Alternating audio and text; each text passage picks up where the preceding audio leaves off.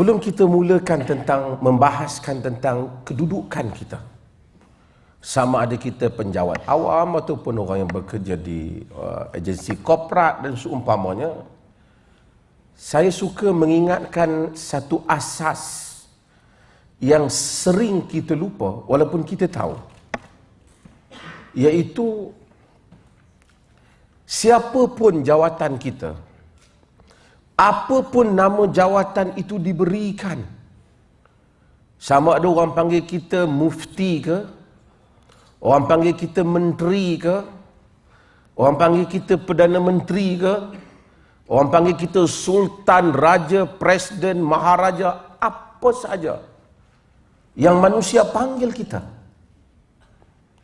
hakikatnya itu bukanlah tujuan kita diciptakan oleh Tuhan. Kita diciptakan oleh Tuhan, oleh Allah Azza wa Jal, seperti mana yang Allah sebut dalam Al-Quran, yang semua kita tahu ayat itu.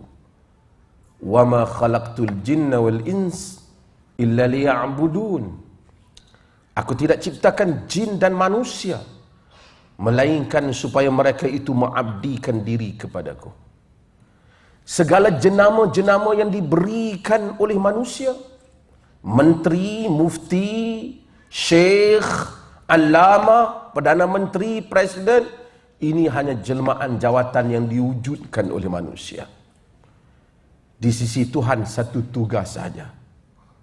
Bagaimana manusia ingin melakukan kerja-kerjanya di dunia ini, mesti dah dijelmakan sebagai satu manifestasi dia di dalam memperhambakan dirinya kepada Tuhan Jalla wa'ala.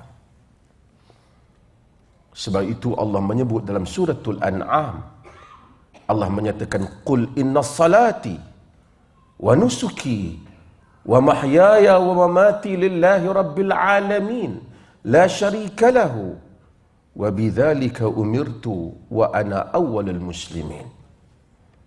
Dalam suratul An'am, katakanlah, sesungguhnya sembahyang salati wa nusuki, ibadatku ataupun hajiku. Qul inna salati wa nusuki wa mahyaya, kehidupanku, matiku, lillahi rabbil alamin, hanya untuk Allah, Tuhan semesta alam.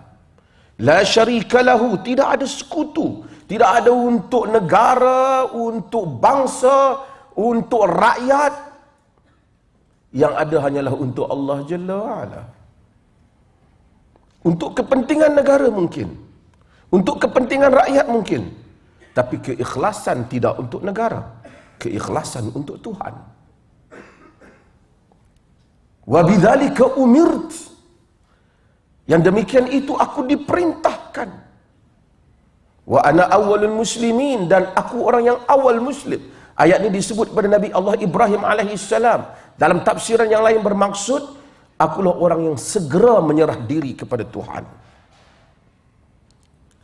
Ini adalah hakikat.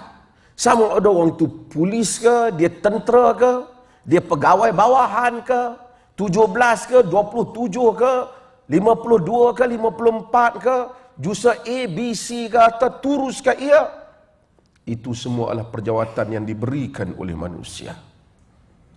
Tuhan hanya ingin melihat bagaimana kedudukan itu dapat dimanifestasikan, manifestasi kedudukan itu dijelmakan sebagai pengabdian diri kepada Allah Jalla wa'ala. Di sisi Tuhan, ia tidak ada apa-apa. Di akhirat tidak ada pengarah duduk tempat yang lebih elok, mufti duduk VVIP, menteri duduk tempat elok, yang mana pegawai bawah duduk di belakang, ini tidak ada. Di sisi Tuhan, apabila balik kepadanya, amal saleh menentukan insan. Amal saleh tidak berkaitan dengan jawatan. Amal saleh berkaitan dengan keikhlasan dan bagaimana manusia melaksanakan tanggungjawab yang berkaitan dengan jawatannya, sehingga dia dapat menunaikan maksud yang Tuhan mahu, mengabdikan diri kepada Tuhan. Ini keseluruhan makna kepada agama. siapapun dia hanya untuk mengabdikan diri kepada Tuhan. Untuk membolehkan manusia itu mengabdikan diri kepada Tuhan, dengan perjawatan yang diberikan kepadanya, yang diatur cara oleh manusia juga, Tuhan menyuruh supaya kita jangan memberikan jawatan, melainkan kepada hanya orang yang layak melaksanakannya.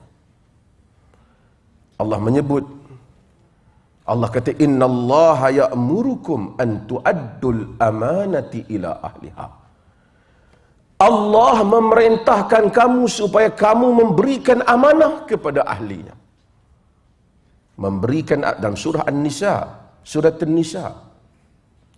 Maksudnya memastikan orang yang layak mendapat jawatan termasuk dalam tanggungjawab yang dipersoalkan oleh Tuhan.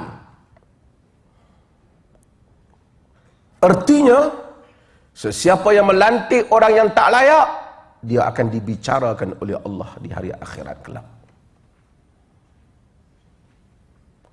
Walaupun dia melihat mungkin bidang kuasa saya boleh lantik siapa yang saya suka.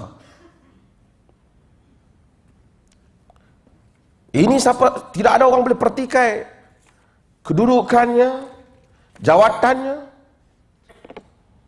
Tetapi Allah Azza wa Jalla telah memerintahkan kita supaya memberikan jawatan hanya kepada yang lain. Apabila Nabi SAW memberikan kunci Kaabah kepada bukan ahlinya, Allah menurunkan ayat ini. Hatta Nabi kena membetulkannya dan memberikan kembali kepada yang berhak.